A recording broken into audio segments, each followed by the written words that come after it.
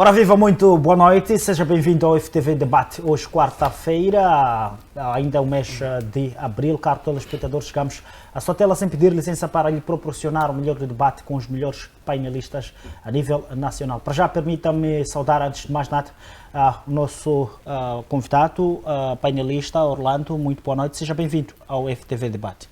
Muito boa noite, telespectadores, muito boa noite ao painel. Boa noite a todos acompanhantes da FTV. Quarta sim, para dar mais um pontapé de saída da questão prévia, né, que tem a ver com o pagamento das horas extras dos professores. Vimos antes de ontem aí uma estudante, uma espécie de poesia, está a manifestar este sagrado, né? Primeiro é que os estudantes não estão a ter aulas com precisão, como deve ser. Reclama-se a questão também estão já daqui a nada para ter avaliações, então não tem aulas regularmente, os professores vivem distante, não conseguem corresponder àquilo que é a demanda do ensino, a qualidade, questão também da própria logística do próprio professor para deslocar, para dar aulas. Ainda temos um dilema que o governo ainda não deu uma solução. Simplesmente o que a gente vê é que, por parte do governo, está a dar pareceres que não está sendo feito o pagamento, mas de outrora está aí a reclamação desta classe. Então não sabemos até que ponto este problema vai ser resolvido, né? E estamos a ter uma situação de alunos, né, sem ter todas as aulas como deve ser, e não há aqui dedicação dos professores por causa deste dilema. Então, praticamente estamos numa situação em que é meio complexo, Então, chamamos aqui a razão do próprio governo que se manifeste e dê uma resolução disto. Este estudante que sai para o mercado não tem a qualidade como deve ser, não põe as aulas como deve ser, os professores não se dedicam como deve ser. Então, uma situação de, assim podemos chamar, de uma conspiração, né, na educação, por parte do governo para responder a essa preocupação. Outra situação também que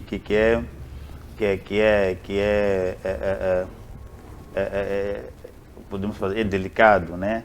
Essas são das dívidas ocultas. Na quarta passada nós tocamos sobre esse assunto do arquivamento do processo, e hoje em dia já vimos um noticiário, né, onde o governo moçambicano já está a festejar alguma vitória, mas já o cenário já mudou, né?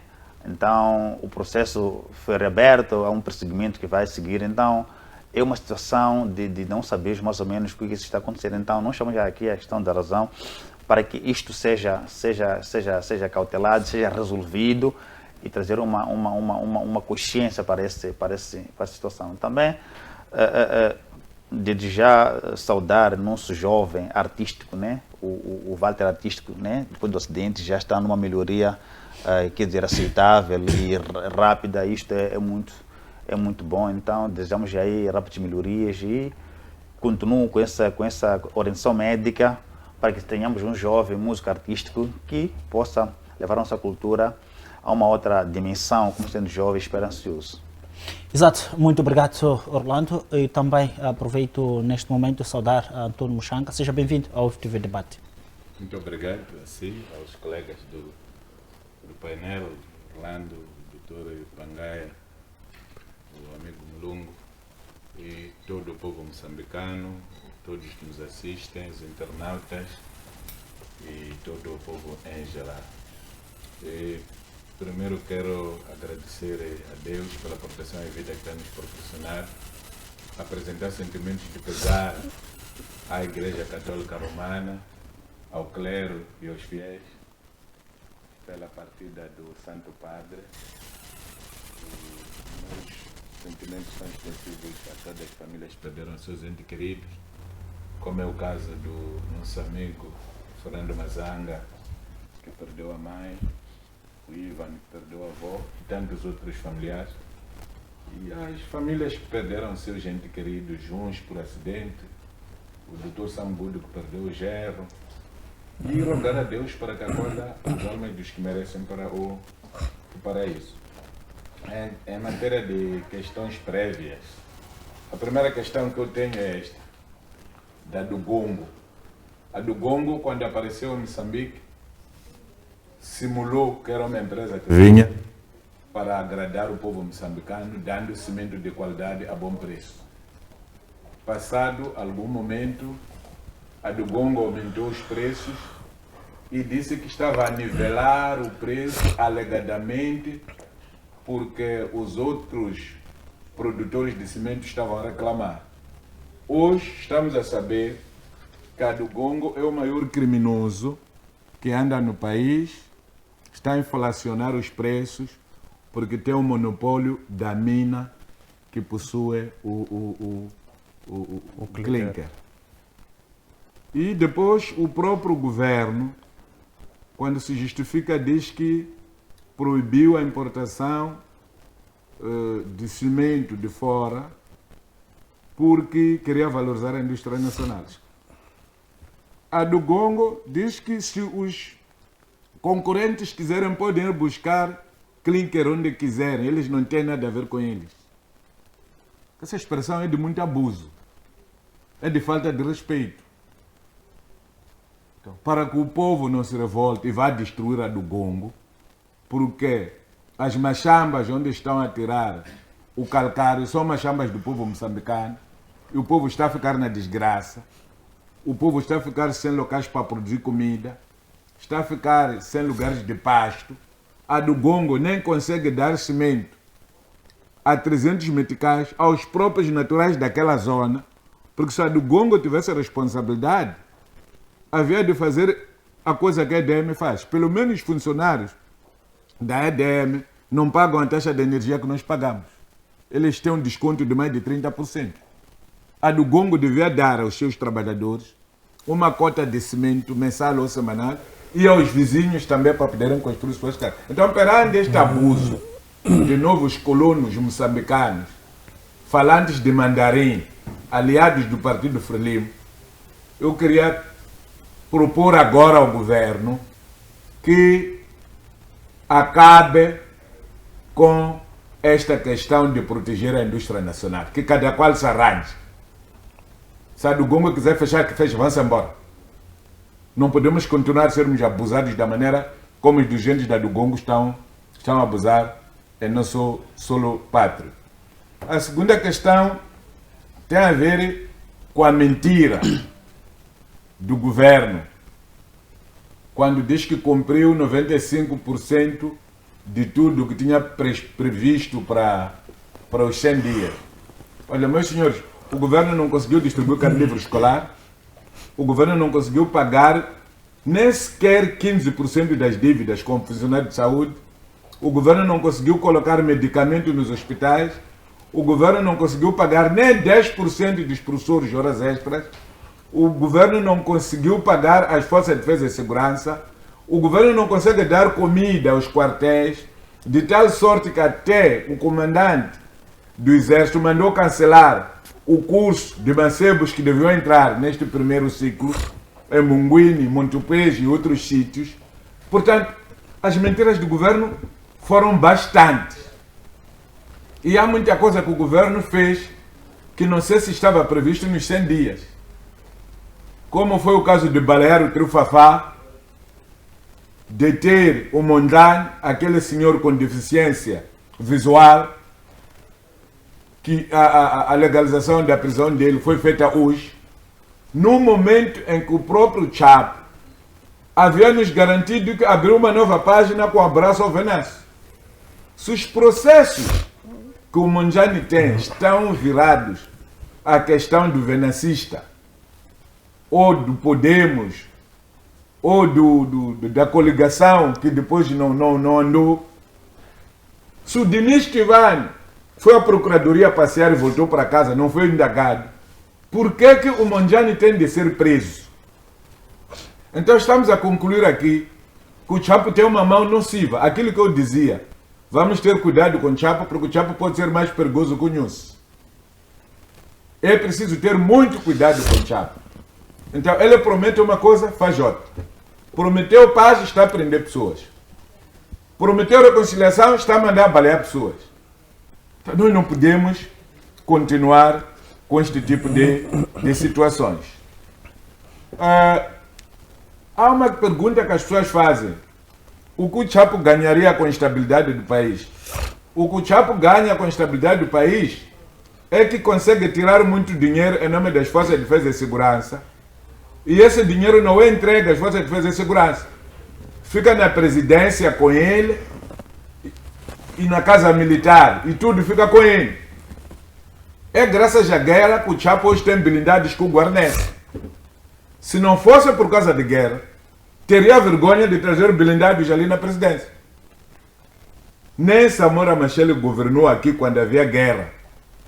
Levou blindados para a presidência da República. Nós viemos blindados no desfile, nas zonas operacionais, e não nas grandes cidades. A pergunta que se coloca hoje é, quando ele se desloca, por exemplo, agora que foi a Dondo, também deslocou blindados para lá? E quanto é que custa deslocar blindados para guarnecer uma pessoa que tem agendas familiares? Vamos assistir agora à chegada de dignatários do mundo na Itália. Apesar da ameaça do terrorismo internacional, não havemos de ver nenhum blindado na rua a guarnecer quem quer que seja. Obrigado. Muito obrigado, Sr. Antônio Muxanga. Também passo a palavra neste momento a Marcelino Pangaia. Muito boa noite, seja bem-vindo ao FTV Debate. Boa noite para si, boa noite, colegas do painel, boa noite, telespectadores. Vamos partilhar aquilo que é a conjuntura nacional para a construção deste país.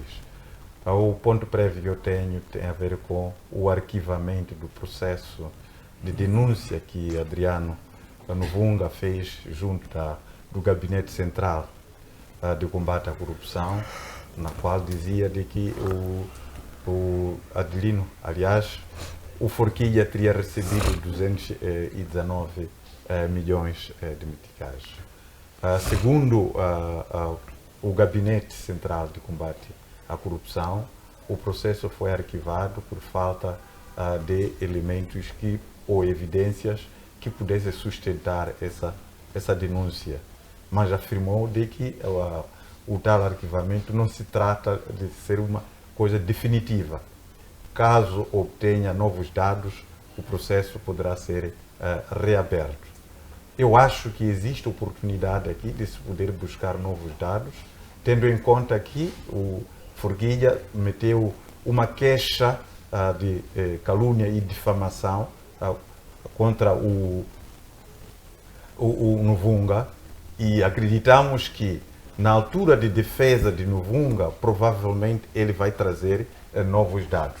Acreditamos igualmente que Novunga, em nenhum momento, ele vai se deixar de ânimo leve sem que ele se defenda sobre a origem da denúncia que ele lá submeteu. Então, é importante que o Forquilha ande atrás do processo que ele meteu contra o Novunga, que tem a ver com a calúnia e difamação, porque é uma oportunidade de o Novunga poder voltar a trazer nova matéria no concernente a essa denúncia que foi lá colocada. Outra questão é a estranheza que temos em face do Partido Frelimo, que também não apresenta nenhuma queixa contra Novunga, porque a própria denúncia também afeta ao Partido Frelimo, porque ele dizia de que foi o Partido Frelimo que passou 19 milhões a Novunga. Logo, o Partido Frelimo não devia estar em silêncio, sem poder também levantar um processo contra Novunga, porque tem que se verificar se efetivamente o Partido Frelimo deu ou não. Isso pode também consubstanciar essa questão de calúnia e difamação. Então, eis aí a estranheza do silêncio do Partido Frelimo, de não poder reagir àquilo que foi dito na própria denúncia. Temos aqui o corrupto e o corruptor, segundo a tal denúncia. Então, não pode ser o corrupto ou o corruptor que apenas diz uma coisa, todos eles deveriam reclamar diante dessa questão. Eu acho que, esse caso, a sociedade civil deve continuar a poder insistir para que a veracidade de uma situação dessas possa ser esclarecida, tendo em conta que estamos aqui perante dois partidos praticamente no poder, porque temos o Partido Frelimo, que é o maior votado na Assembleia da República, e temos o Podemos, o segundo partido mais votado, e são esses dois partidos que estão na berlindra desta denúncia que foi submetida por Adriano Nuvunga. Outra questão prévia tem a ver com os subsídios de pagamento aos oficiais da PRM, subsídio de reintegração.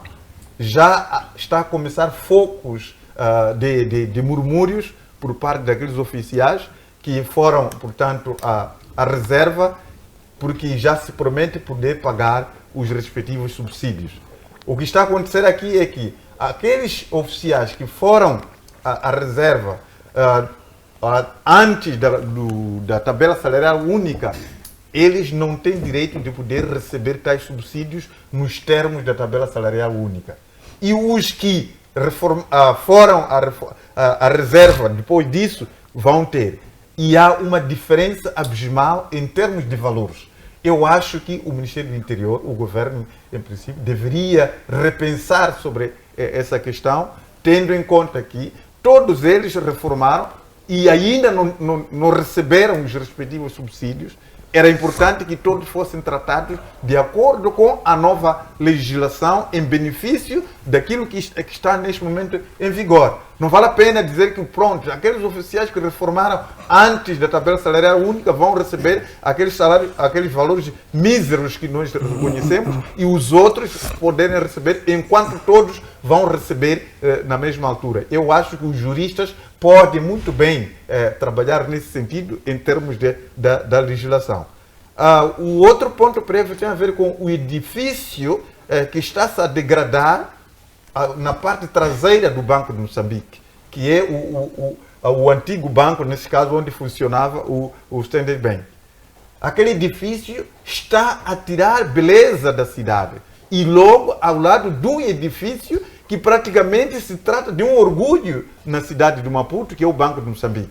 Esse banco está aí às ruínas e a poder a dar um mau exemplo naquele lugar. Eu acho que o Conselho Municipal deveria intervir para poder ver a possibilidade porque ali tem uma chapa que dizia que estava em obras, mas as obras até então não estão a decorrer, pelo contrário, estamos a ver um edifício a poder desmoronar-se ao lado de um edifício de último modelo e de grande arquitetura. O último ponto prévio tem a ver com a tal Direção Nacional de Recrutamento e Seleção que está sendo criada, aliás já foi montada no Ministério da Administração Estatal e Função Pública. Olha, o Ministério está a cometer um grave erro, aliás o próprio governo. Não há como centralizar o recrutamento e seleção de funcionários no aparelho do Estado. Para se proceder um recrutamento e seleção de colaboradores numa determinada instituição, tem que envolver diretamente o local onde esse indivíduo vai trabalhar. Agora, essa questão que o MPISA está a aparecer, a poder ainda promover essa direção, naquilo que vai poder proceder, esse é um grande fracasso. Nós vamos poder encontrar nas instituições públicas indivíduos que nada servirão para o próprio bem-estar da própria sociedade. Então, era importante poder desmantelar essa direção. Não há como poder trazer valor acrescentado na função pública, porque não terá essa capacidade de poder recrutar e selecionar colaboradores ao nível nacional. Muito obrigado. Exato, muito obrigado, Marcelino Pangaia, e é o momento de irmos para Alves Melongo. Muito boa noite também, seja bem-vindo ao FTV Debate, hoje 23 de abril. Boa noite, Chisupa, colega Orlando, Dr. Muxanga e Dr. Pangaia, e a saudação em especial se estende para quem nos acompanha a partir de casa. Estamos cá para debruçar em torno daquilo que são os fenómenos a nível nacional. Bem, o meu ponto prévio é exatamente a questão de 3 dias de luto pela morte do Papa. Não é, de fato, querer aqui diminuir a imagem do Papa, mas eu acho que devíamos ser um pouco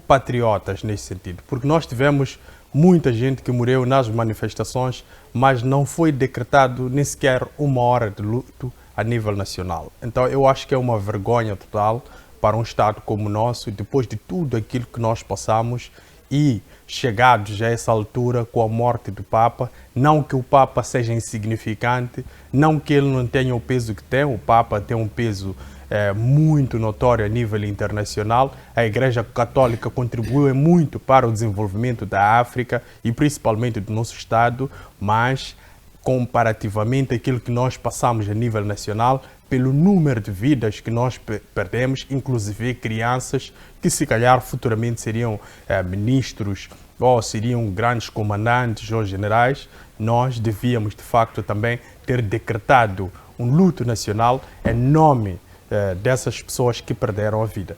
Agora, o outro ponto é a questão de um vídeo que circula nas redes sociais, onde faz-se um funeral de um cão da Força Canina. Eu acho que há um problema no vídeo. Eu não tenho o problema como tal na cerimônia toda ela feita. É que nós temos irmãos em Cabo Delgado que perdem a vida e nem sequer os familiares conseguem receber o corpo para, de facto, fazer um funeral condigno. Mas nós vimos um cão com uma bandeira, algo muito estranho, e ainda teve direito a disparos. Então, isto significa que, enquanto moçambicanos, continuamos a falhar porque estamos a valorizar animais em detrimento das pessoas. Aquelas vénias, aquele protocolo todo, ele é muito necessário quando nós também perdemos um irmão nas nossas fileiras a nível nacional. Então temos que respeitar, tal como fizemos com o cão, também temos que fazer com os elementos das forças de defesa e segurança. Ficou muito feio também toda a Força de Defesa e Segurança com aquele vídeo. Eu acho que deviam repensar se deixam escapar esse tipo de imagens para que nós tenhamos acesso, porque de facto nós sabemos como eles tratam os corpos dos nossos irmãos nas zonas de confronto em Cabo Delgado depois destes perderem a vida. Exato, muito obrigado Alves Molongo e assim também caro telespectador que nos acompanha neste momento. Vamos a cerca de 1h30 a discutirmos aqui temas que dizem respeito àquilo que é a atualidade nacional. Primeiro vamos falar aqui da retoma das cobranças da exportagem em meio aos 5 dias de governação e também a proposta do Venâncio Mundiani em seu decreto. Também vamos falar aqui da fusão dos ministérios na contenção de custo. Vamos falar também a questão da CTA, melhor, da Confederação das Associações Econômicas, esta eleição que está a envolver aqui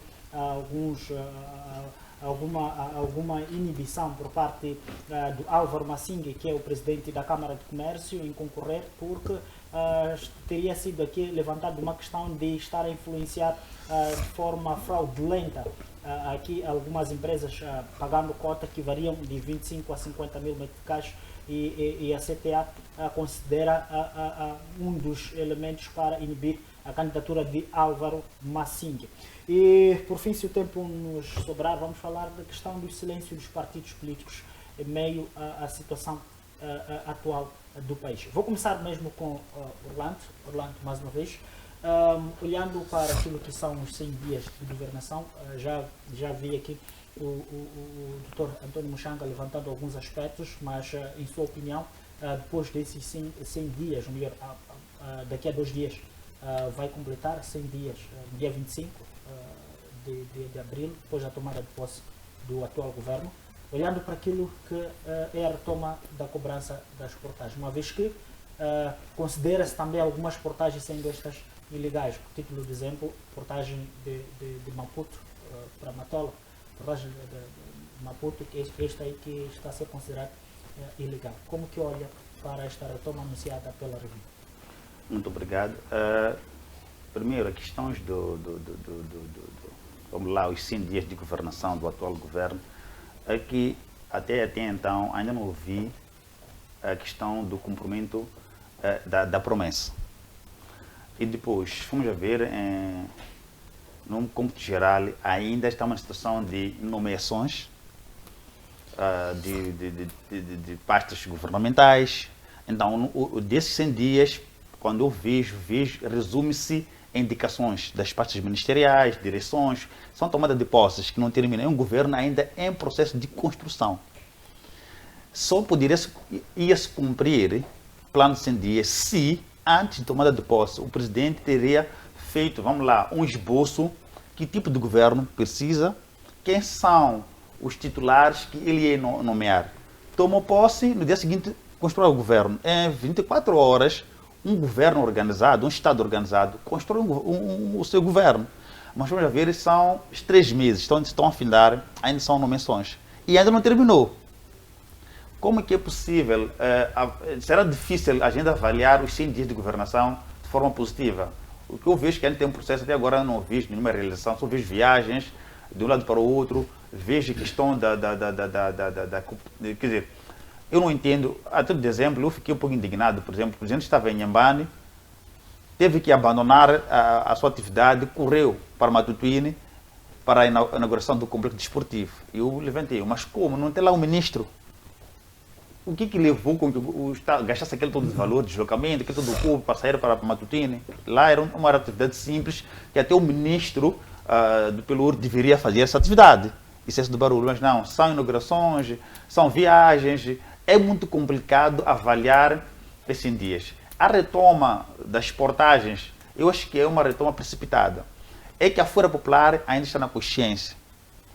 As portagens é mais uma empresa, aliás, mais uma despesa dentro daquilo que as famílias estão a ter nas próprias residências. Vamos lá, por exemplo, para quem paga 40 meticais, votos normais diários são por aí 80 meticais, avaliar dias de trabalho são 2.400, 2.800, dependendo das viagens que a pessoa tem que fazer. E isso aqui acaba colocando em causa o bolso do moçambicano, num salário mísero que recebe, nas condições, a inflação dos preços dos produtos estão elevado.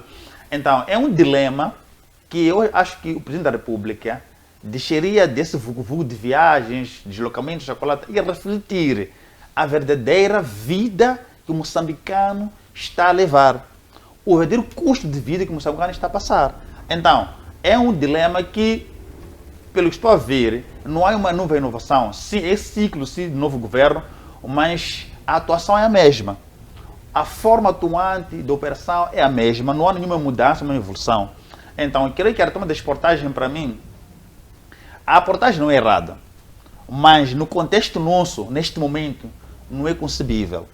Primeiro, é que nos bairros as vias de acesso estão esburacadas. Não existe estradas de qualidade. E não só, o preço da portagem é exorbitante. Só 40 meticais, 80 meticais. Agora veio uma justificativa de que não, vamos reduzir 65% para ligeiros. Aquilo é uma tática de entrada. Basta se conceber, de um nada para o dia, de um dia para o outro, o preço sobe. Então, eu creio que deveriam deixar de correr com essa retoma das portagens e a se refletir profundamente qual é o problema central, o que tem que ser resolvido. Enquanto não se resolver o problema central, deveria se refletir nas soluções daquilo que existe como problema para conseguir já se pensar na retoma dessas atividades. Justificar que está construindo das presas, o que aconteceu? Qual é a estratégia que se usou agora? É um color entre o município e essa revimo. É que em todos os bairros há um sinal de que está a pegar estradas em construção, enquanto aquilo é uma situação programada para exatamente correr o que é a abertura das portagens. A maioria dos bairros tem lá a Ré Vermelha, trator que hoje existe, amanhã não existe. Em contrapartida, anuncia-se a retoma das portagens. Com que justificativa? É que estamos na gestão de construção de vias, melhoramento, por aí tal. Não, não é assim. Cria-se melhoramento das vias, a gente vê que está visível, depois corre-se para a negociação como e quando e com que tipo vamos lá, de qualidade de estradas que nós temos e quem é o consumidor e quem mete dinheiro lá. O salário mínimo, por exemplo, não corresponde a nada em Moçambique. É este mesmo salário que tem que pagar portagem. É um dos impostos. Vamos lá, a questão das tarifas de ar, manutenção, expensão, é muita coisa envolvida. Então, eu creio que aqui deveria se parar com essa situação de cobrança de portagem. Ainda é muito cedo, né? E se refletir o governo do dia, que ainda bem que acaba, é um novo ciclo, deveria reunir com a equipe de Revimo e refletir sobre soluções. O que estamos a ver é que me parece que o Presidente da República está dando uma continuidade, aliás, me parece que esteve na governação antiga, porque os meus problemas e o modo operante são os mesmos. Ainda não vimos que o Presidente da República a trazer uma solução sobre portagens. A dizer que não, estou de acordo com os moçambicanos que a portagem agora deve parar. Mas não o que é. Há uma insistência automática de retoma das portagens. O que vai acontecer nos próximos dias é que essa retoma das portagens podemos voltar de novo ao problema das manifestações. Porque quem paga a portagem é que sente o dia a dia de ir trabalhar. É esse que recebe pouco salário. E há pessoas que têm e nem pagam portagem. Quem está lá a discutir assuntos de diretor na hora de uma nem paga portagem. Mas quem paga portagem é quem está lá para discutir os assuntos. Então, eu acho que não é o momento oportuno para a retoma das portagens, deverão parar, ainda que sejam 10 meticais. A questão não é o preço, é criar as condições, é criar soluções dos problemas já existentes, né? Para que depois retoma-se o que é a reativação da cobrança das portagens. Exato, muito obrigado, Orlando. António Muxanga, é legítimo a reabertura das portagens? Será que já há uma legalidade para isso? Eu gostaria de não inflacionar muito esta discussão, porque esta discussão tem atores.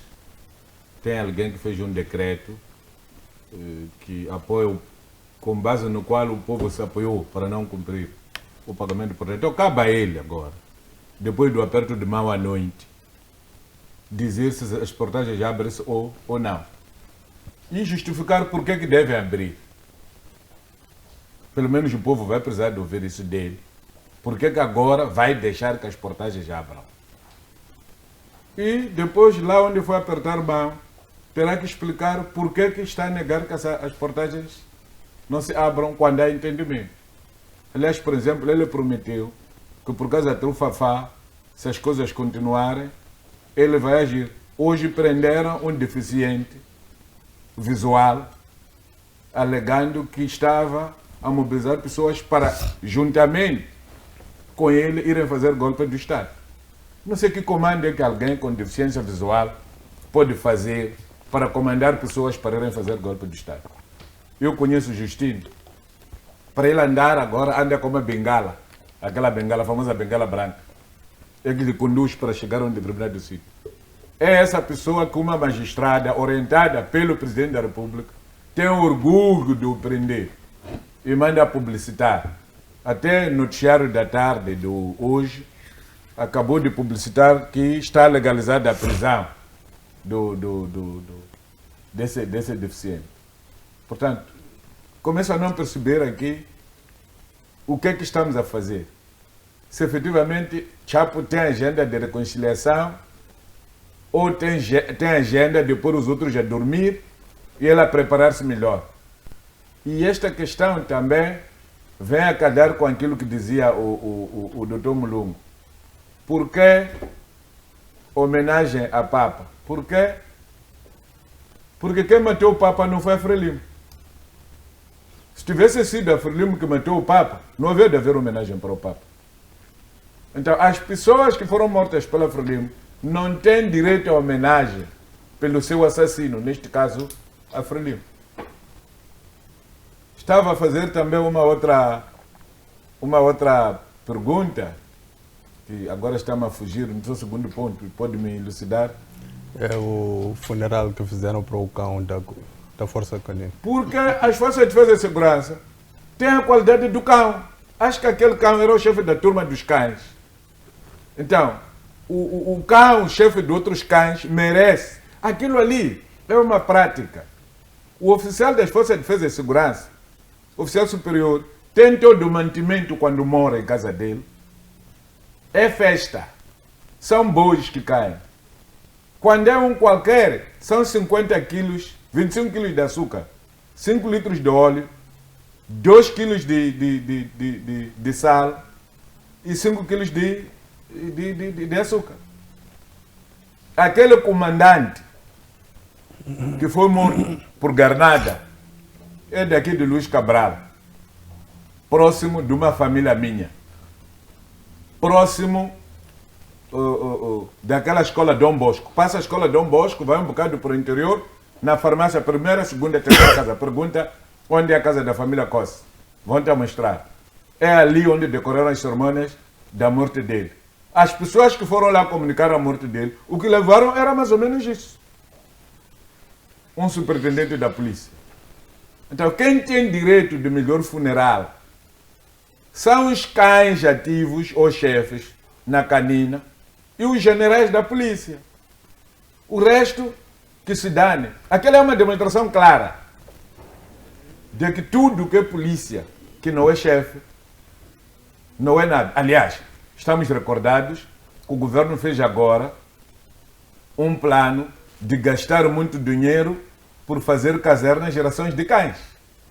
Quando as nossas próprias forças, você vai entrar ali na intervenção rápida, vai tentar ver o que existe ali de caserna. É uma vergonha autêntica. Para não falar de muitas tantas esquadras onde não há casernas para as forças poderem descansar. Portanto, aqui não podemos ter dúvidas de que este governo não serve ao nosso povo. Não é com este governo que vamos ter soluções dos nossos problemas. Este governo só não come carne humana. Os dirigentes do governo não matam pessoas, irem esquartejar, cozinhar lá na presidência, porque é proibido comer humanos. Mas no dia que chegarem à conclusão de que a carne humana é boa, até pode salvar algumas doenças, acreditem que vão caçar pessoas aqueles para irem comer. Porque eles não têm nada de valorização da vida.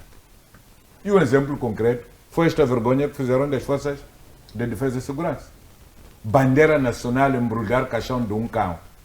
Será que os cães têm capacidade de perceberem qual é o valor que a bandeira tem? Porque tudo o que nós fazemos por causa da consciência que temos. Os homens foram feitos à imagem e semelhança de Deus. As horas que nós prestamos quando alguém morre são as horas que nos movem porque nós temos moral. Há alguma moral do cão reconhecer que o Chapa é chefe do Estado? Eu posso levar aquele cão e ir meter lá na presidência? Vai lhe respeitar? Até o Putin que vive com cães lá dentro do palácio dele. Será que aqueles cães o respeitam? Então aquilo é um insulto. Eles foram ver aquela palhaçada num espetáculo qualquer, num teatro, e pensaram que aquilo são coisas que se fazem no mundo. Mas aquilo é uma ofensa, é um insulto a todos nós que temos filhos militares, polícias, guarda prisional, tudo o que são forças de defesa e segurança. A nossa bandeira não pode embrulhar um caixão de cão. As nossas armas não podem despender balas que custaram dinheiro. E depois o pelotão é o mesmo pelotão que vai à valorização dos homens vivos, vai à valorização dos cães. Exato, muito obrigado, António Muxanga. Marcelino Pagar, olhando para o mesmo cenário das portagens. Sim, é o seguinte, o Venâncio Mondlane, quando tirou aquele decreto, ele fundamentou a razão pela qual ele decidia o não pagamento pelas portagens. Por exemplo, falou da portagem Maputo-Matola, que ele dizia de que o custo daquela portagem já havia sido pago. E já não existia contrato com a TRAC. No entanto, até então, o governo não veio contrariar a esses argumentos de Venâncio Mondlane para poder justificar a tal reabertura sobre o pagamento dessas portagens. Era importante que o governo viesse desmentir as alegações de Venâncio Mondlane, segundo as quais que essas portagens não fazia sentido o tal pagamento. Então, o silêncio com que o governo tem dado relativamente às acusações que lhe é imputado faz com que haja especulações e desobediência civil. Então, é importante que o governo venha a poder anunciar, desmentir sobre essa questão que o Venâncio Mondlane disse que aquela portagem Maputo-Matola já havia sido paga e não havia nenhum contrato com a TRAC, por exemplo. E os argumentos que ele colocou sobre as portagens da Revimo. Então, era preciso que o governo venha aqui. Não podemos discutir, de fato, se é ou não é, mas tem que apresentar argumentos suficientemente fortes que faz com que o governo ele possa estar a cobrar nessas portagens, tendo em conta que consumimos aquela informação que Venâncio Mondlane deu relativamente a essas portagens. Outra questão aqui que tem a ver com os tais 100 dias que os colegas aqui estavam a referir. O governo perdeu tempo de poder garantir a elaboração dos estatutos orgânicos desses ministérios que foram criados, os regulamentos internos desses ministérios. É que não há como poder aparecer um plano econômico-social sem que se avalie, pelo menos, o custo de funcionamento de cada ministério.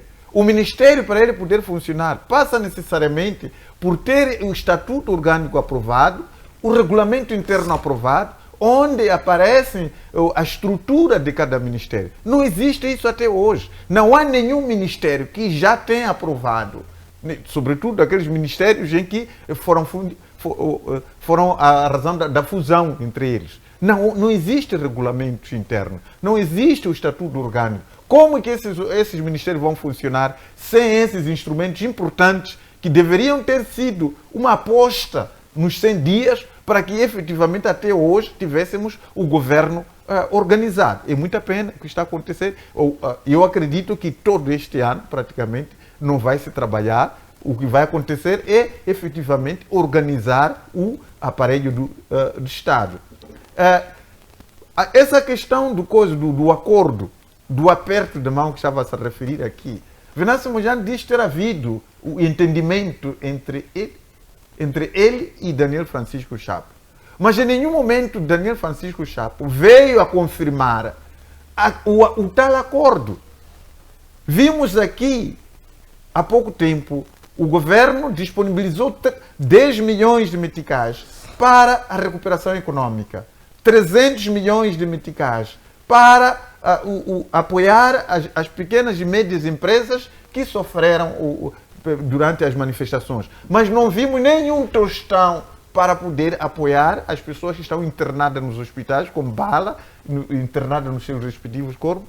Não vimos nenhum tostão anunciado para poder procurar indemnizar as famílias que perderam seus encarregados de educação. Mais uma vez, essa questão do respeito a coisas materiais e não à vida, como está a acontecer. Então, é aquilo que estava a falar aqui no ponto prévio, de que até um cão ele tem valor em Moçambique em relação ao ser humano. Então, vimos mais uma vez evidências como essa. O governo fez tudo por tudo para a recuperação de materiais, mas em nenhum momento criou condições para a recuperação de concidadãos que estão nos hospitais neste momento com balas no organismo, com operações que devem ser realizadas fora do país, que os familiares não têm dinheiro para isso acontecer. O governo anunciou algum apoio sobre essa questão.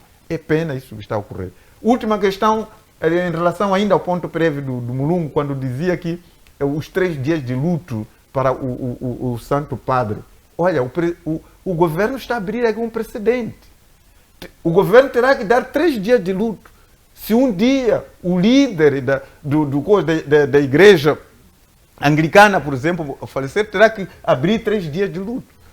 Os dias em que alguém de outra igreja, do Zion, quando ele for a morrer, tem que decretar 3 dias de luto. Não pode aqui pura simplesmente decretar 3 dias de luto da igreja católica. As outras igrejas também têm líderes. Então tem que estar escrito aqui no governo que os outros líderes também, quando forem a morrer, seja Zion, Anglicana, Assembleia de Deus, eles terão que merecer também essa vênia de 3 dias de luto. Então não, o governo pura simplesmente acaba se mergulhando num assunto em que depois vai embaraçar o próprio governo. Como é que vai se justificar se amanhã morre o líder do Zion e depois não decreta 3 dias de luto? Como é que ficarão aqueles que são crentes da igreja? Então, são essas questões que o governo deve pensar muito bem quando ele age. Muito obrigado, Sr. Marcelino Pangai. Alves Mulungu. Bem, eu queria, numa primeira fase, esclarecer algo que é muito profundo. Foi dito pelo deputado Mushanga quando ele diz aquele acordo que foi celebrado de noite. Temos que perceber que essa expressão, ela em parte nos informa ou tenta traduzir a ideia de que tudo que foi conversado lá ninguém sabe, não houve transparência nenhuma. É por isso que traz de uma forma um pouco filosófica, a ideia de ter sido celebrada de noite, pelo desconhecimento da matéria que foi lá tratada, porque devia, em parte, ser de domínio público para que houvesse uma espécie de contribuição para os pontos subsequentes. Mas quanto à questão da portagem, eu acho que há um erro, porque essa retoma da cobrança na portagem, sem uma criação de uma base com o povo, em termos de diálogo, ela pode ser vista como uma afronta àquilo que é a vontade popular. A vontade popular é não continuar a pagar as portagens. Então, não tendo esta base, ela pode ser vista a esse nível, como sendo uma afronta.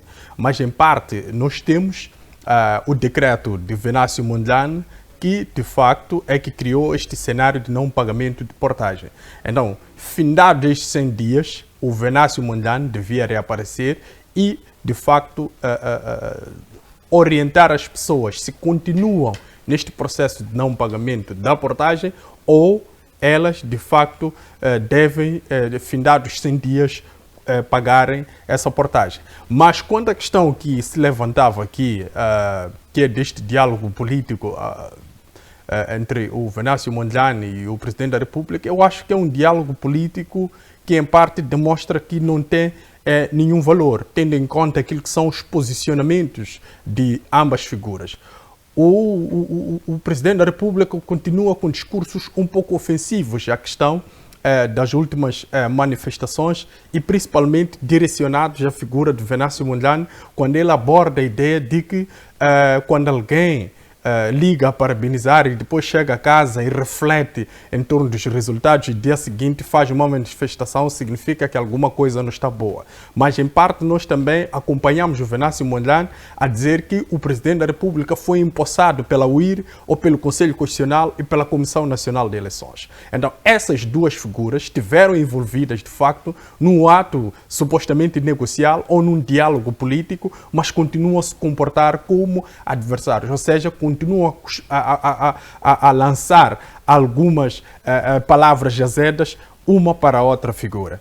Então, isto tudo é suficiente e cabal para que as instituições que operam como a Revimo percebam que o ambiente ainda não é fértil para retornar às cobranças, sob pena de, em parte, Venâncio Mondlane interpretando esta retoma de cobranças como sendo uma afronta àquilo que ele mesmo decretou com o seu povo, os seus apoiantes. Mas, numa outra vertente, isto pode traduzir-se numa ideia de imposição ou de domínio ou de controle institucional por parte do governo. E não é isto que este suposto governo de sombra que o Venâncio Mondlane e sua equipe tem levado a cabo que pretende, ou seja, deixar o governo transparecer a ideia de que tem domínio institucional. Eles, de facto, têm o domínio, mesmo no calar das manifestações, eles continuam a ter o domínio do campo todo a nível nacional, porque as pessoas obedecem àquilo que o Venâncio Mondlane tem dito. Vimos a última passeata do Venâncio Mondlane nas províncias. A enchente ainda significa que a legitimidade do próprio Venâncio continua alta. Então havia uma necessidade de preparar o terreno para esta retoma ser algo mesmo expectante para aquilo que é a expectativa da própria Revimo. Então, se continuarmos nesse meio onde não há transparência, não queremos dialogar com o povo, perceber ou colher as sensibilidades deste povo, nós vamos sempre incorrer a situações do gênero onde uma decisão tomada, dia seguinte, ela é contestada, porque ainda continuamos no meio destas manifestações. As pessoas ainda não estão cabalmente satisfeitas com tudo aquilo que é o desenrolar do panorama político nacional. Exato, obrigado. Sim, sim. Sim. O Dr. Pangaia falou muito aqui da fusão dos ministérios. Nós, por exemplo, temos uma confusão que está entre a Inamar e o Trasmar. Trasmar é transportes marítimos. Mas o que está a acontecer agora, a Trasmar quer gerir não só os transportes marítimos, como também quer gerir o mar e os produtos do mar. Efetivamente é uma questão muito séria aqui. O decreto não esclarece o que é que vai para a agricultura, que ficou com o papel do Ministério do Mar e Águas Interiores, tendo em conta que a Transmar licencia o transporte marítimo. A Inamar tem outra atividade. A Inamar agora passou para a agricultura. O PCA da Transmar está em guerra permanente com o pessoal da Inamar, porque ele quer comandar camarão, caranguejo, depois como parece que é natural de Angoche e é familiar do ministro aí muito famoso, também de Angoche, gosta muito de camarão. Esse ministro está a fazer tudo por tudo para dar poderes a este senhor aqui. Como quem diz, pegar um artista para ser chefe da ortopedia no Hospital Central e pegar um médico da Clínica Geral para ser chefe da orquestra no conjunto Vutugás. Isto é brincadeira. Falou-se aqui da questão do luto, dos 3 dias. A questão dos 3 dias de luto para o Papa é legal, é mundial, porque o Papa é chefe do Vaticano, é chefe do Estado do Vaticano. O Estado mais pequeno do mundo é o Estado do Vaticano.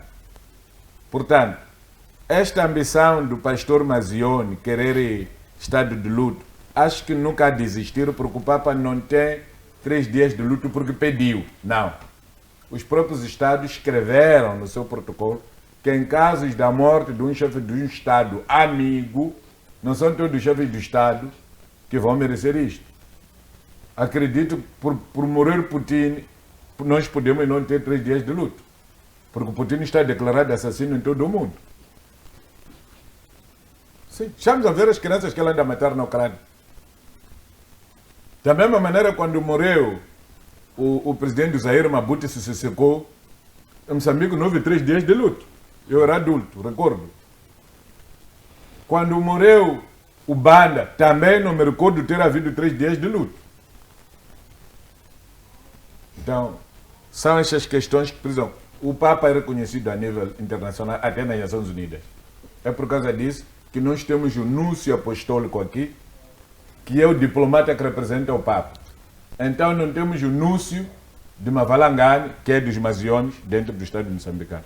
Em relação à crispação, que ontem houve uma crispação na portagem de Maputo, da Matola, porque tentaram cobrar em todos os canais de acesso. Houve uma crispação muito forte. A solução que se encontrou, a Revimo deixou um túnel para quem vai a Matola, quem quer vai àquele túnel, não paga, e outro túnel para quem vem para cá, também não paga.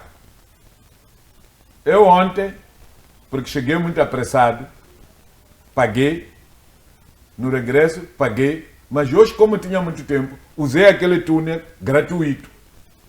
Só que o túnel gratuito tem muitos carros, há muita bicha. E também há uma outra situação que precisa ser salvaguardada.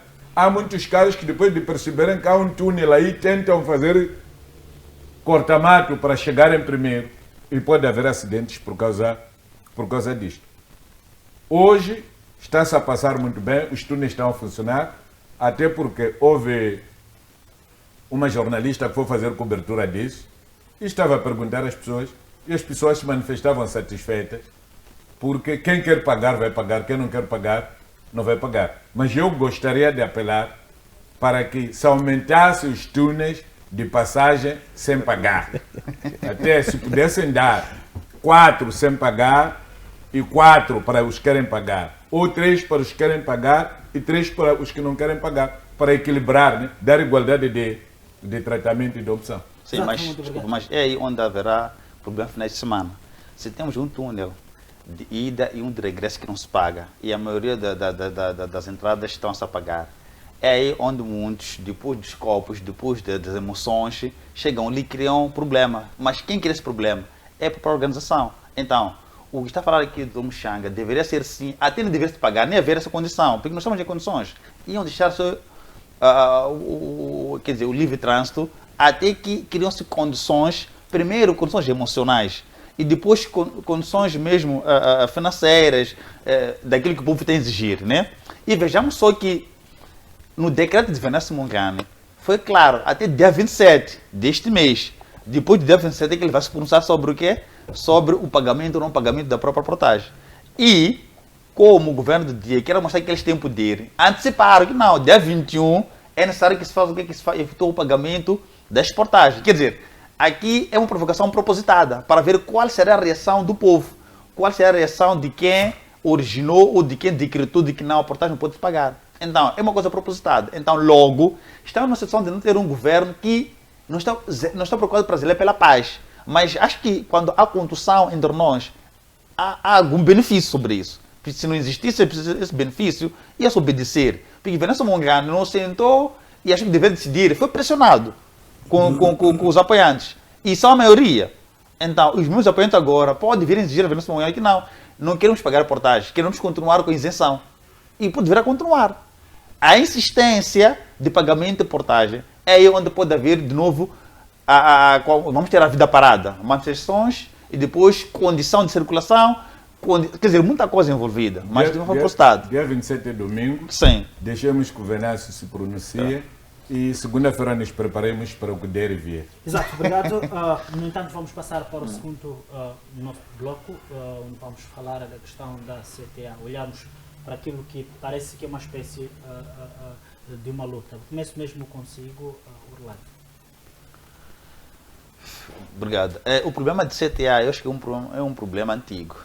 Essas disputas sobre quando chega-se o período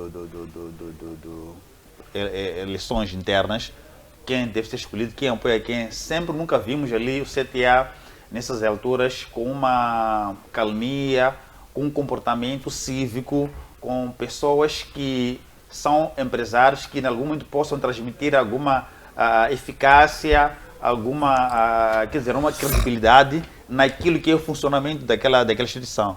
Infelizmente, em todos os momentos, são noticiários, não, porque tal fulano comprou aquilo, quer dizer, a corrupção lá é casa dele, né? Então, daí que eu acho que o CTA deve se organizar mais.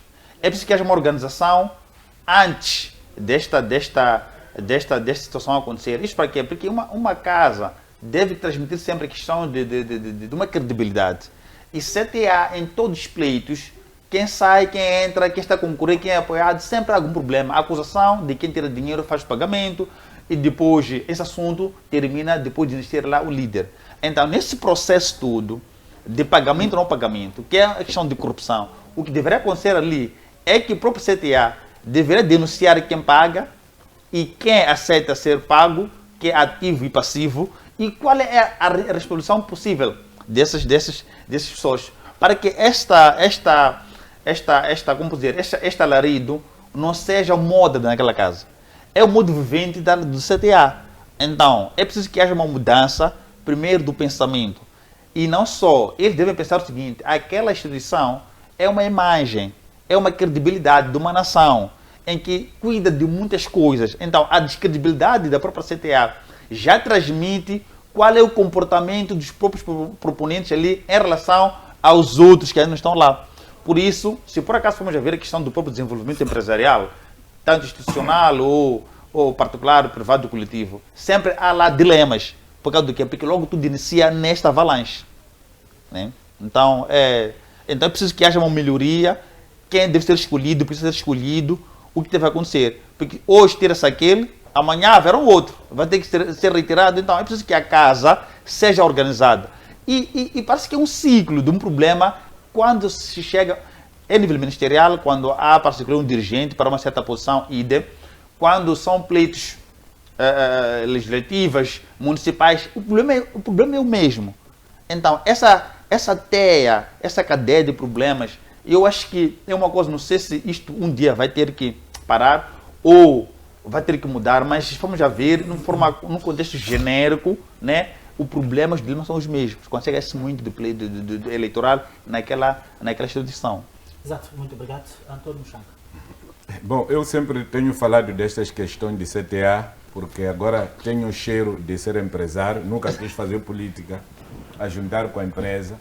Portanto, subscrevo na íntegra este texto publicado neste jornal, não só, mas outro texto também publicado no jornal Evidências, que não consegui imprimir por várias dificuldades. Efetivamente, o que está a acontecer na CTA é que os dirigentes da CTA, nomeadamente a direção executiva da CTA, a Assembleia Geral da CTA, o Conselho Fiscal da CTA, estão fora do mandato desde meados de dezembro. Em condições normais, deveriam ter feito eleições antes do fim do mandato, que era para permitir o quê? Para permitir que chegou o dia da cessação, cessou, outro está a tomar posse. A semelhança do que aconteceu, por exemplo, com o governo, que corremos todos atrás do dia 15, né? Dia 15 tinha que tomar posse, porque... Mas na CTA parece que as coisas não são assim. E estes dirigentes da CTA até nos tornam analfabetos. E a maior vergonha que eu tenho é estar lá um senhor chamado Paulino Costa, que se diz que é jurista. Até anda a dar aulas de esclarecimentos jurídicos. Mas aquele senhor, a cabeça dele é vazia. Se ela fosse madeira, seria considerado como embondeiro. Embondeiro é uma árvore muito grande, mas ali dentro não tem nada. Embondeiro não tira madeira. Não há nenhuma madeira que você tira de embondeiro. Embondeiro nem serve para fazer carvão. Então, embondeiro até quando cai, é perigo pisar onde esteve o embondeiro. Você corre o risco de cair 3, 4, 5 metros lá para baixo. A minha questão aqui é, qual é o papel da mesa da Assembleia Geral? Qual é o papel da mesa do Conselho Fiscal? Qual é o papel dos outros membros diretivos da CTA? Qual é o papel do Salim Abdullah, que é um empresário que eu tanto respeitava, que é visto também nesses membros da CTA, que quando era tempo dele a CTA até andou. Será o problema da pele? Porque este grupo de pretos, coças, vumas, lineus, companhia, não sabem gerir, não sabem respeitar os outros. Esses senhores estão a gerir CTA como se tratasse da gestão da capoeira de avó materna. Quando sua avó materna morre, você herda todas as galinhas, o primeiro neto da primeira filha, e sobretudo quando tiver o nome do marido, também já falecido. Não se pode admitir o que CTA está a fazer. Isto é igual àquilo que está-se a fazer na Matola. Na Matola, com este governo da Frelimo, todas as vezes estamos a discutir, todos os dias. Alguém a perder terreno, esse terreno ser vendido. Até agora já começaram a vender estradas, vias de acesso. Há uma via de acesso que foi vendida na Matola Gar 3 vezes. O presidente do município conhece esse assunto. Porque quando nós estávamos a fazer campanha, passamos desse sítio. Não está a fazer nada. Se calhar porque os cães dele é que vão vender, depois partilham o valor com ele. Há um grupo de juristas, e um deles está no Conselho Constitucional, até foi meu colega como deputado da Assembleia da República, que criaram uma cooperativa para andar a roubar terrenos em Chumene, para dizer que querem fazer projeto de imobiliário. Estão a vender terrenos. Está escrito na República de Moçambique, a terra não se vende.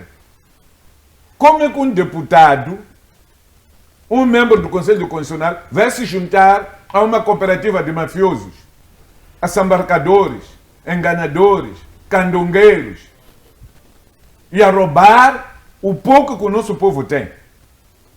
Se eu tenho alguém que tem uma imobiliária e sei que o Mulungu tem um terreno, por que não entregar esse projeto de imobiliário à família Mulungu? Ser o Mulungu acionista do grupo. Eu uso minha influência, vou tirar o terreno, recuso uma decisão tomada pelo tribunal competente e foram queixar no tribunal administrativo. Porque a cooperação, onde é que nós estamos a ir aqui?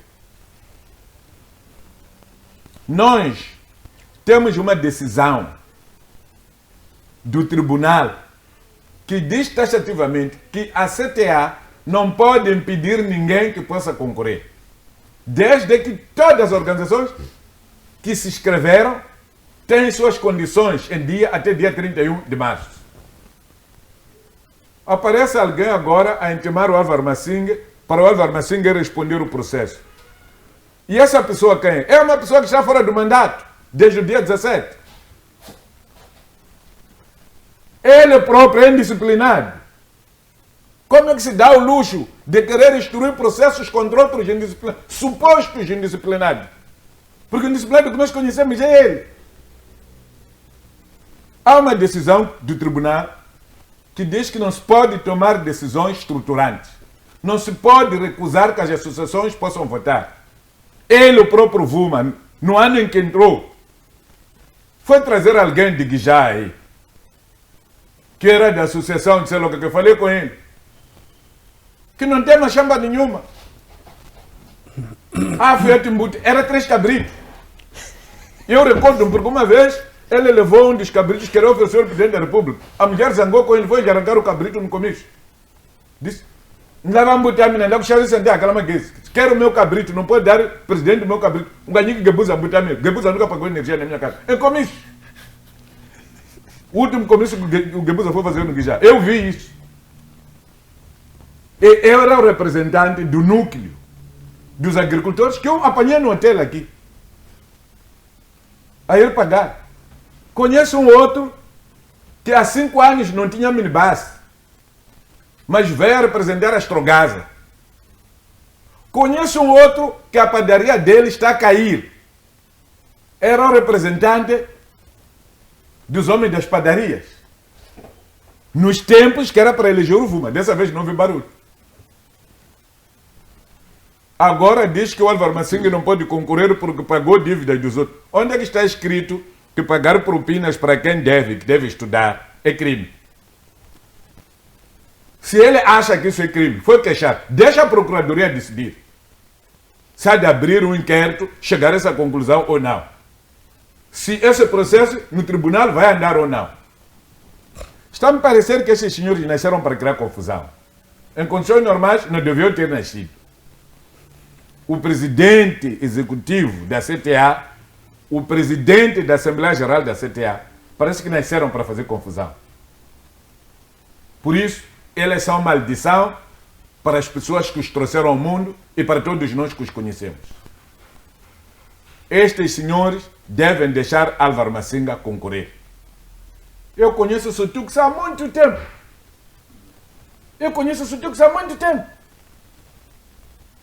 Logo após a morte de Samora Machel, quando Moçambique se abriu para o mercado livre, via Sotux, é uma empresa que existe até hoje, com seu fundador Massinga. Diferentemente das associações que nós estamos a ouvir ali. A empresa é de construção, Muxanga Construção, que hoje em dia você chega lá já não existe. Por quê? Porque tem obras mal paradas, todo o sul do Sado. Para não ser responsabilizado, desapareceu. Depois alugou o escritório ao Mulungu, agora é Mulungu Construções, eu sou acionista lá. Esses é que não merecem. Eu sinto pena deste jovem aqui, Lineu, que é filho, por acaso, de um senhor que eu conheço, que foi administrador, agora é administrador, é Massinga. Um homem de muito respeito, porque se meteu com pessoas que não valem nada. Por isso a imagem do Lineu vai ser prejudicada por causa do tipo de grupo que está a suportar. Nós precisamos de obrigar CTA a cumpra a decisão do tribunal. A decisão está tomada, Álvaro Massinga tem que concorrer.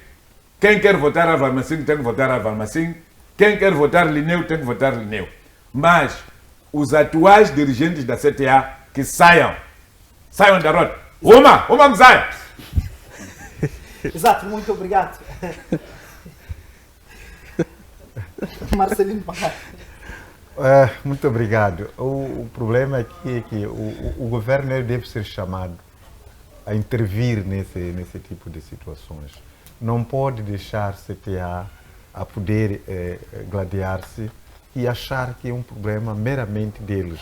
Esse é um problema nacional. São esses empresários, são essas empresas, o setor privado, que têm estado a levar a cabo as obras do governo. Então, se CTA estiver desorganizado desta forma, o que nós esperamos para a construção deste país? Porque o governo vai sempre recorrer a esses empresários para poder atribuí-los obras e poder construir o país.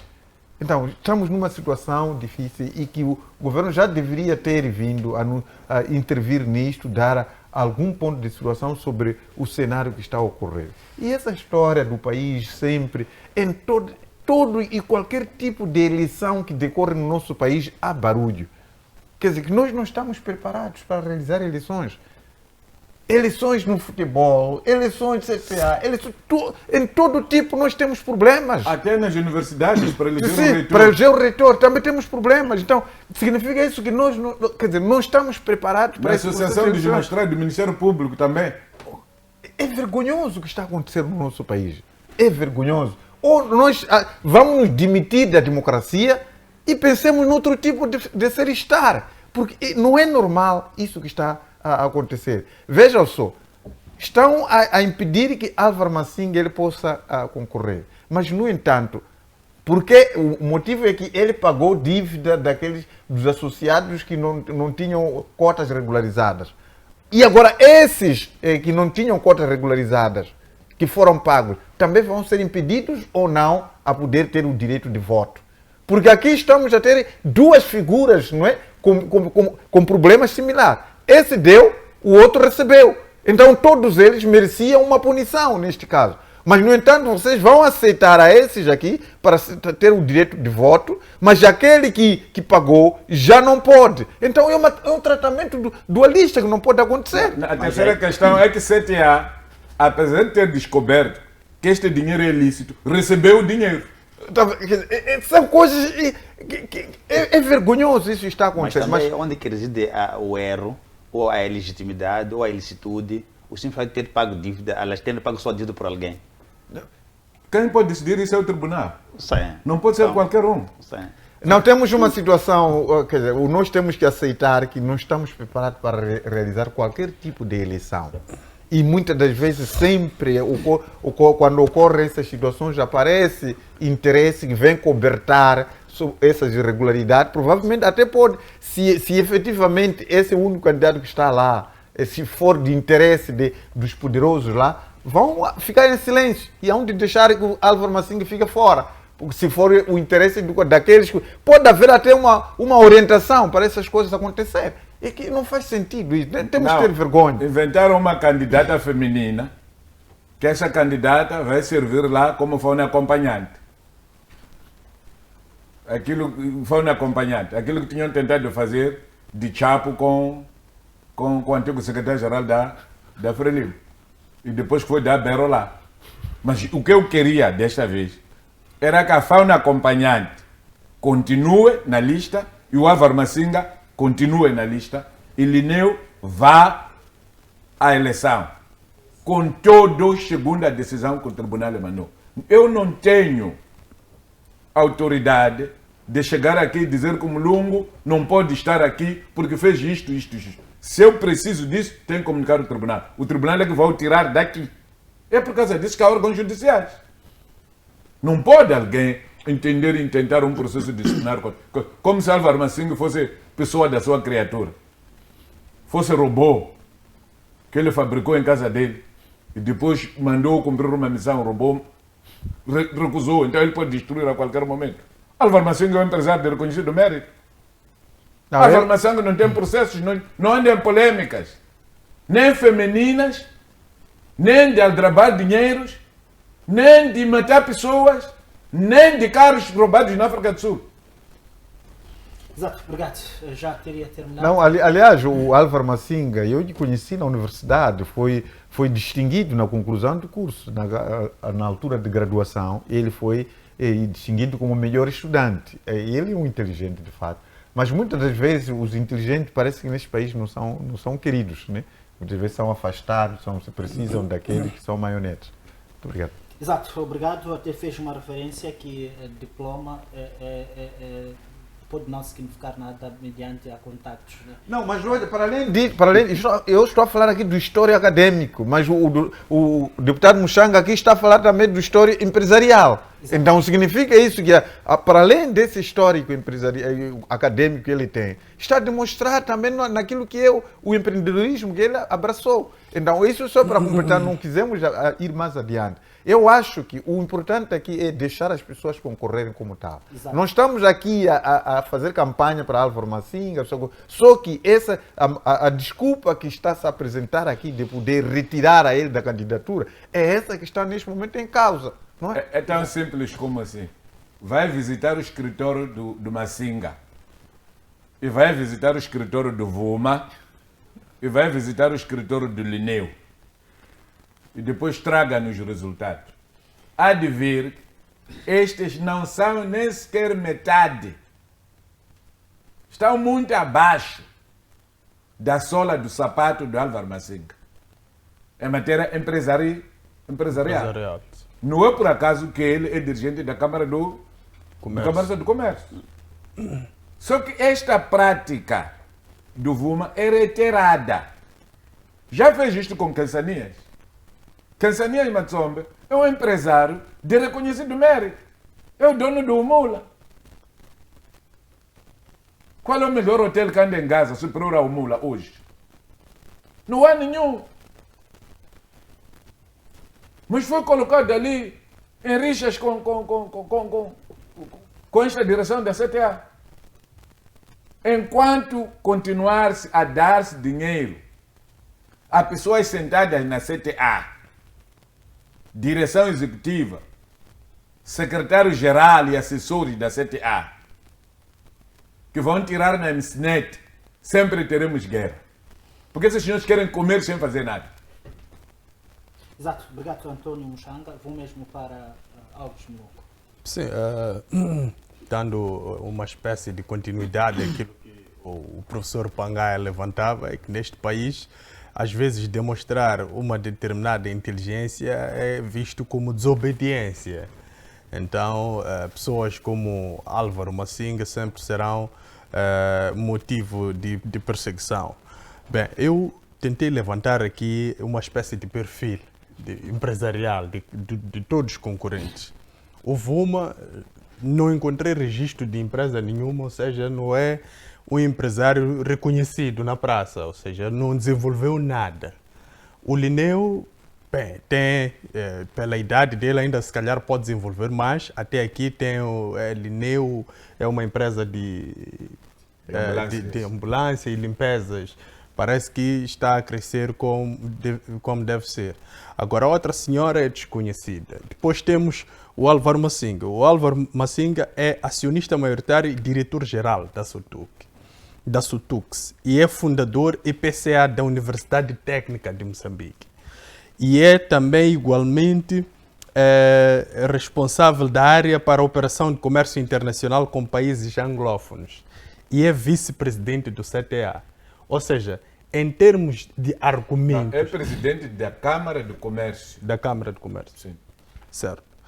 Então, em termos de argumentos profissionais, o Álvaro Massinga é a pessoa mais colocada para ocupar aquele posto. Por quê? A sua bagagem vai trazer uma mais-valia para aquele local. Mas o que nós estamos a perceber é que aqueles que têm poder de movimentar instituições estão a tentar inviabilizar o processo dele. E ele, pelo histórico dele, não é alguém muito envolvido em assuntos de porta-cavalo, de esquemas. Ele é alguém que sempre tratou as coisas de uma forma frontal. Então, por aí ele vai, se calhar, perder esta candidatura, porque este grupo, nós tivemos um presidente do CTA que foi acusado de tráfico de viaturas, de assassinato, inclusive chegou a ser baleado. Então, isso tudo não foi suficiente para ele perder aquele posto. Porque num Estado democrático, num Estado onde há funcionalidade institucional, o Vuma já teria perdido aquele posto. Então, são essas atitudes que nos fazem sempre perder credibilidade perante à comunidade internacional. E nós não podemos continuar assim. Devemos deixar todos concorrerem a pé de igualdade até que as instituições competentes, como os tribunais, decidam se há de facto ali pessoas que não podem concorrer ou não. A título de exemplo, nós tivemos o Venâncio Mondlane, quando passou para a Renamo, foi impedido de concorrer para as autárquicas, se a memória não me traiçoou. Então, vamos continuar a optar pelo mesmo processo. Este processo me parece que sempre é seguro. Não houve barulho nenhum. A Renamo aceitou porque sabia que dentro de 5 anos teria uma outra oportunidade. Mas por que agora estamos a tentar a porta a cavalo? Como levantavam os colegas, ok, o CTA recebeu este valor ilícito, mas também eu desconheço uma lei que diz que pagar dívida de uma outra pessoa é crime. Então, estamos aqui num marasmo que não tem um esclarecimento assim de forma cabal. Não há Aliás, o próprio Vuma não está preso agora, apesar do Mercedes ter sido apanhado em casa dele, porque como tem amizades na Procuradoria, foi dizer que a única coisa que ele sabe é que ele foi pagar o dinheiro de fazer um quero do carro a pedido de um antigo membro da Assembleia Potencial da Frelimo, um amigo dele, da Macia. Portanto, considerou-se, ele foi pagar dívida de alguém para meter um carro roubado. E depois matou-se o motorista desse carro, que é um sul-africano. E o cara é apanhado em casa dele, do pagador. E ele não foi responsabilizado por isso, até hoje. Como é que uma pessoa que nasceu do ventre de uma mãe, que é machangana, vai se atrelar a vergonha e deixa na natureza? À frente há muita coisa que ele vai fazer. Ele precisa de morrer no CTA. Rogério Manuel esteve ali. Salim Abdullah esteve ali. Saíram dali, continuaram com a vida. A vida não termina onde começa, não. A vida vai para além disso. Por isso, sinceramente, sabe, esta juventude, segundo diz a Graça Machel, é uma juventude sem valores. É muito difícil. Mais do que metade desta juventude há de ir para o inferno. É verdade. Desculpa, Exato. só mesmo para terminar. terminar. Bem, e temos aqui um quesito muito importante, é que o Vuma toma decisões fora do seu mandato, ou seja, ele está impedido de tomar qualquer tipo de decisão. Mas como estamos em Moçambique, nós vimos a Procuradora-Geral antiga, Bushir, cessou o seu mandato, mas continua a tomar decisões na Procuradoria-Geral. Então, isto é um sinal de que é assim como funciona o Estado moçambicano. Mas estamos sempre atentos, vamos alertar, vamos fazer pressão para que haja uma mudança em termos de atitude. Exato, muito obrigado, Mulungo. Estamos na reta final do nosso programa. Gostaria de pedir considerações finais relativamente à questão da fusão dos ministérios em meio à contenção dos custos. Como que olha isto, como considerações finais mesmo para podermos fechar o programa? Ok, mas antes deste ponto, queria concordar aqui com o Tom Changa quando diz que somos juventude que praticamente é um palhaço. Isto Sim. porque há que concordar, porque somos jovens, vamos para a escola. E no meio do nível que nós temos acadêmicos, temos problema de ter pensamento próprio. Temos problema de opinar contrário àquilo que a maioria pensam. Quer dizer, não temos produção de conhecimento próprio para fazer uma mudança. Porque a mudança só pode residir a quem tem conhecimento. Vai para a escola, tem certificado de licenciatura, de mestre, até de professor, de doutor. Mas esses todos os graus não te dá a capacidade de dizer que não, isto que é errado. Tem que se igualar ao sistema, porque tem que pensar que não, tem que garantir um posicionamento, seja funcional ou social, no cúmplice de chama de lambebutismo, né? Infelizmente, isso é uma tristeza. Então, dizer que, mesmo a nível das instituições, há muita juventude lá que foi empregada para trabalhar lá, mas não tem pensamento próprio. Quando um colega pensa ao contrário, este colega é tido como um problema.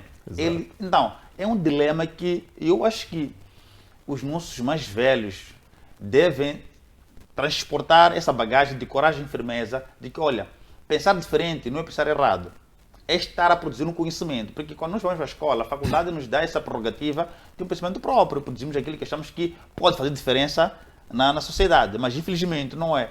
Ainda que vá uma televisão, pode ser esta ou outra, lá não tem pensamento próprio. Vai com um instrumento já escrito para refletir aquilo que foi indicado para falar e não para dizer aquilo que é a essência fundamental do problema para ver uma solução. Enquanto nós jovens sermos padrinhos dessa toda, vergonha, o país nunca vai mudar.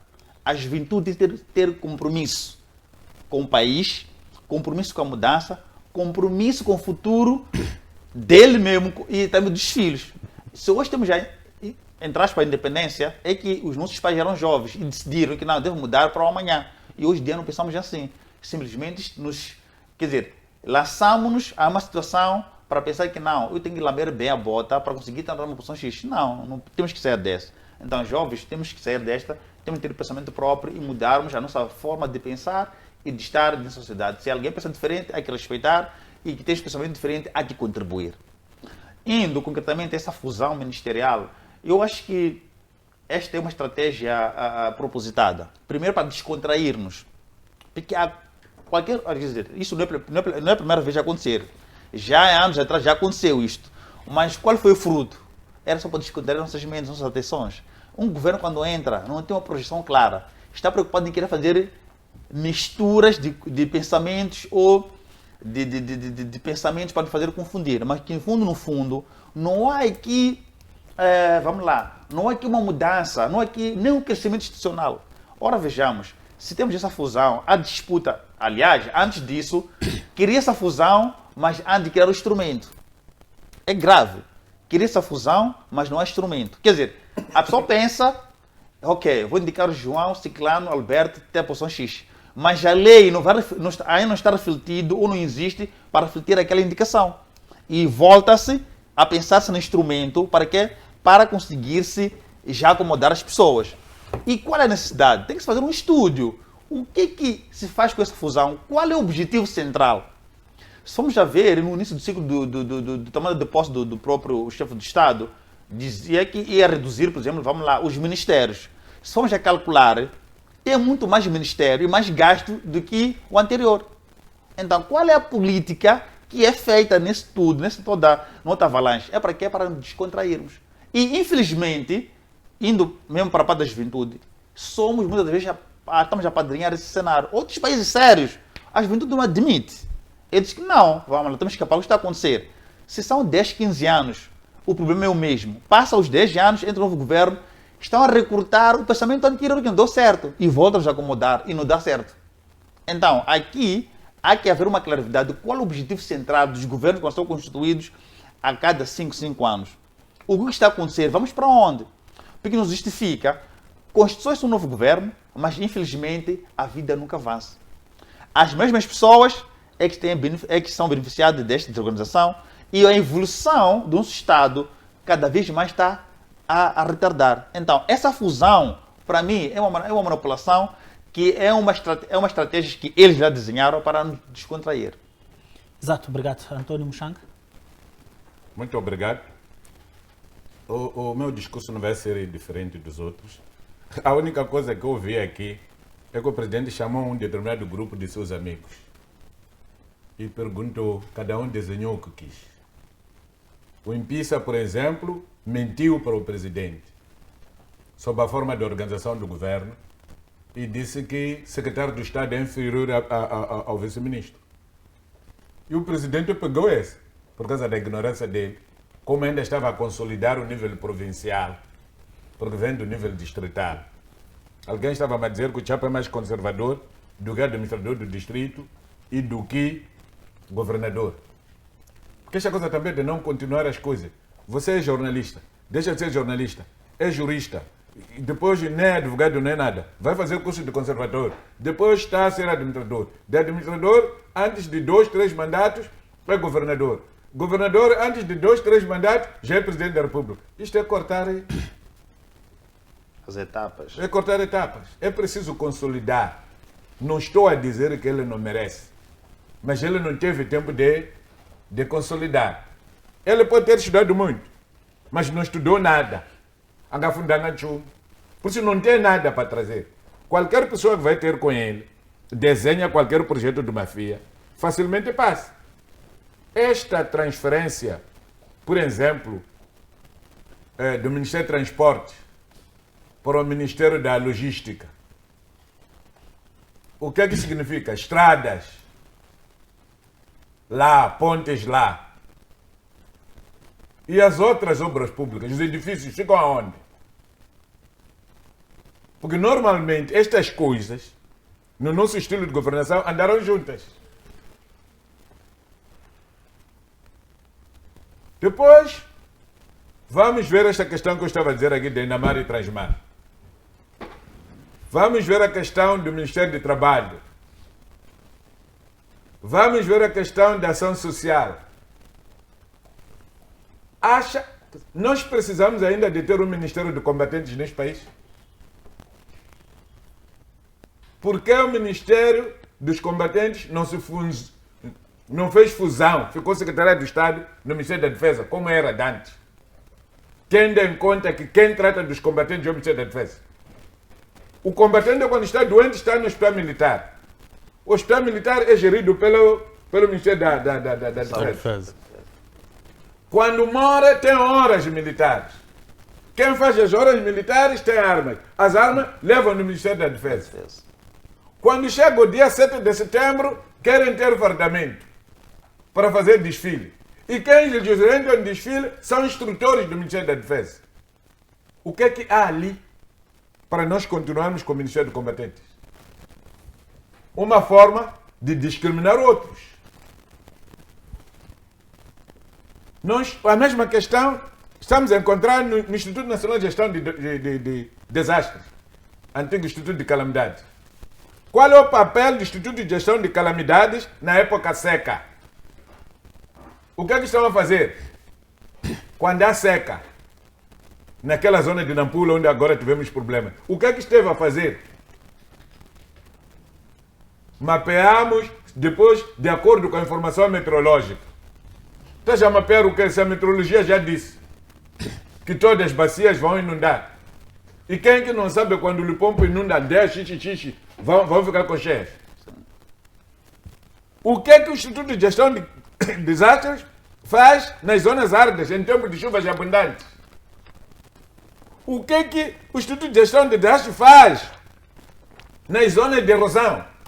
Cidade de Nampula está a ir embora. Nacala já foi. Chibuto ficou metade. Maputo, algumas zonas. Qual é o papel destes?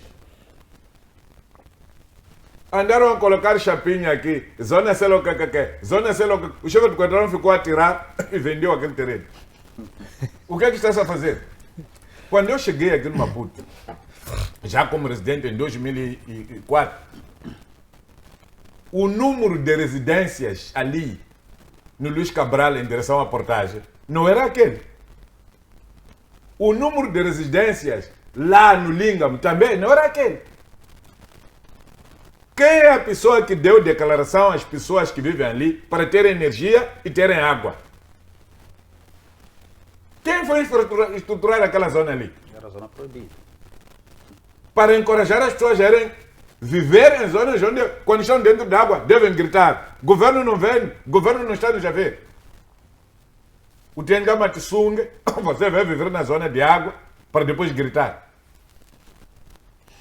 Nós precisamos, efetivamente, de desenhar bem as nossas políticas. E nós precisamos de pegar pessoas concretas. O Presidente da República até hoje ainda não conseguiu nomear o inspetor-geral a nível da Presidência da República. Não consegue apanhar ninguém. Eu já lhe dei proposta, vai buscar Oscar Monteiro. Pelo menos vai te ajudar a localizar, vai te ajudar a montar. Ainda que fique 2, 3 anos, depois vai entregar. Oscar Monteiro é íntegro. Ajudou Samora a organizar a administração estatal, ajudou Samora a organizar a presidência da República. Exato. Muito obrigado, Antônio Mchanga. Marcelino Pangai.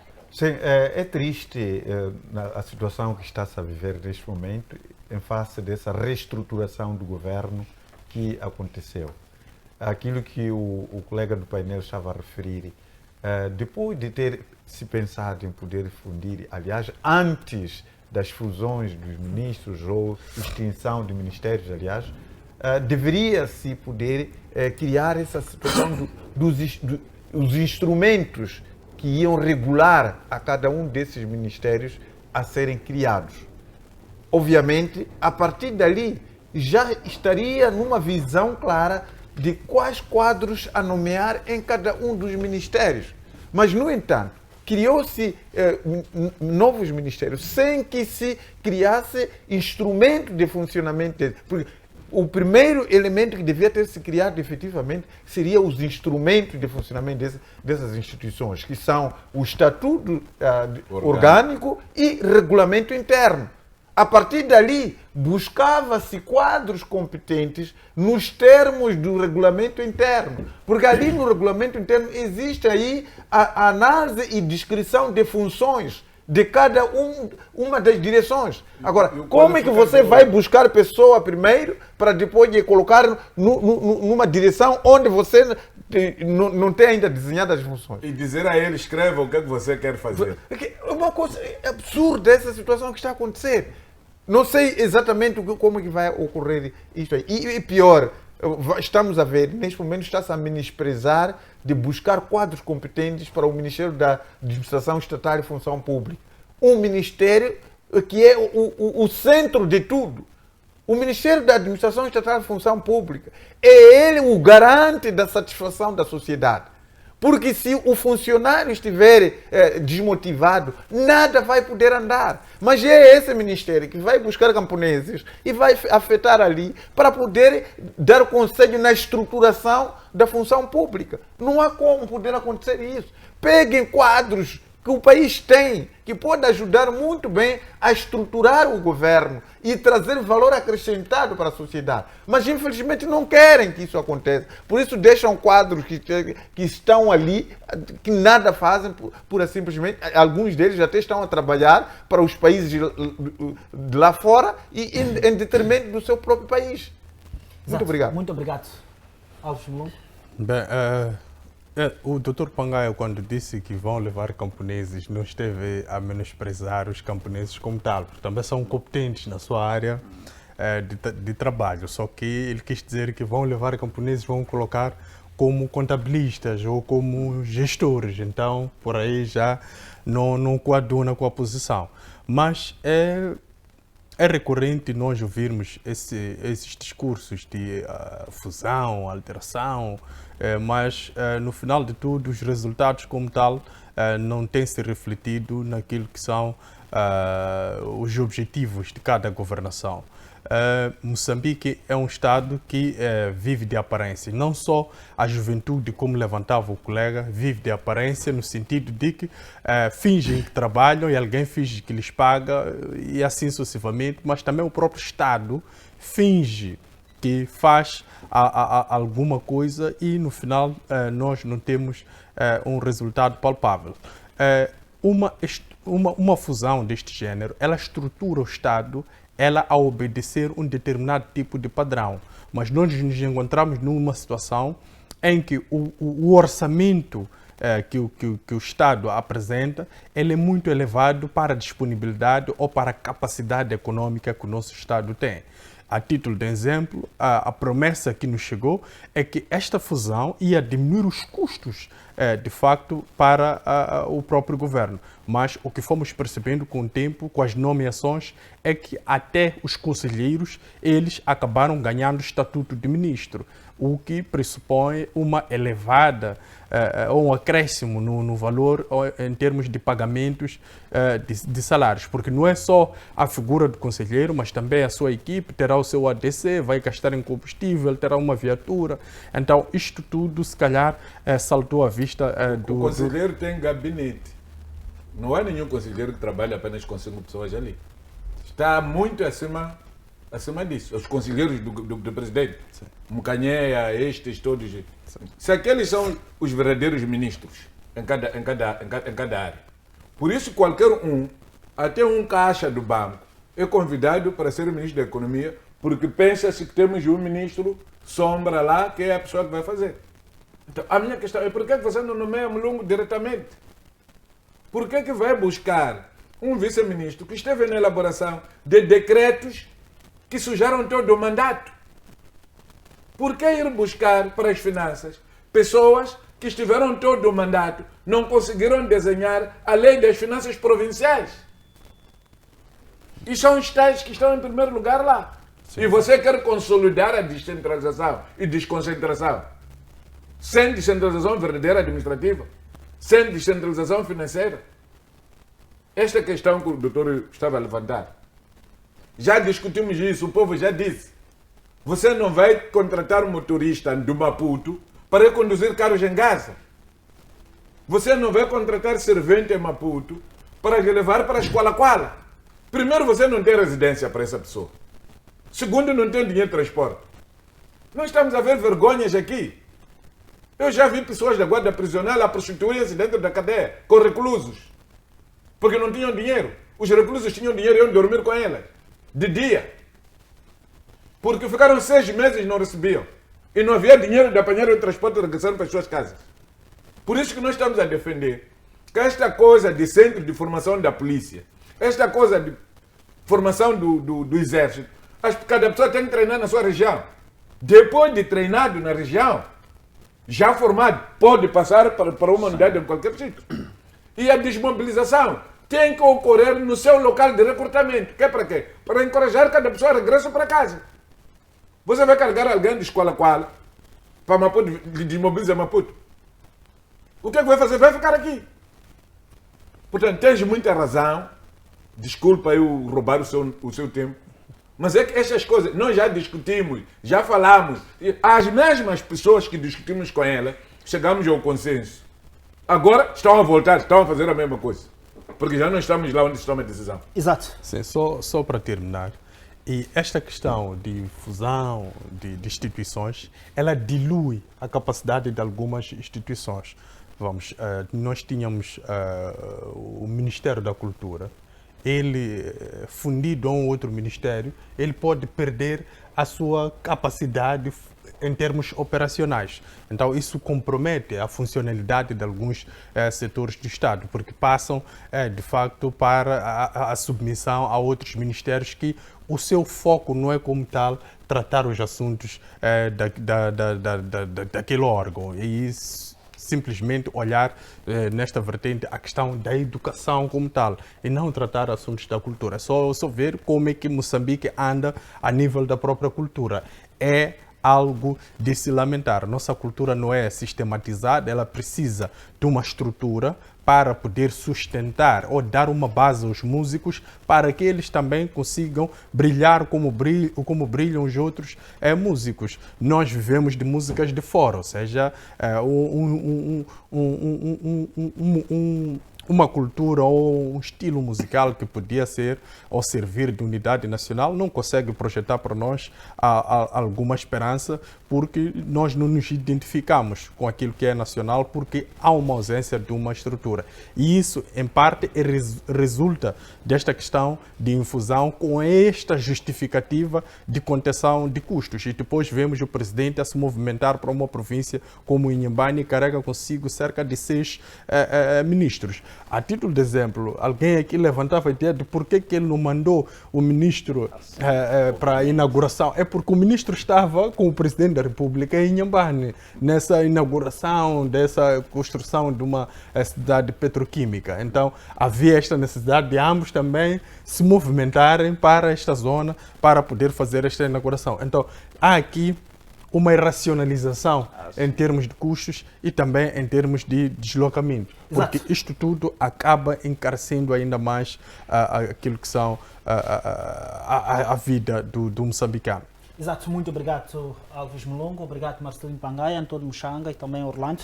Obrigado pela vossa presença aqui nesse estúdio para trazer e emprestar o vosso saber para o caro telespectador que nos acompanha desde 20h45 até este momento. Para já nos com promessas de voltar na próxima quarta-feira. Ficamos por aqui e o que sempre temos dito é que o que discutimos aqui é responsabilidade nossa, mas o que você entende é problema seu. Boa noite, caro telespectador. Fique bem. Até a próxima.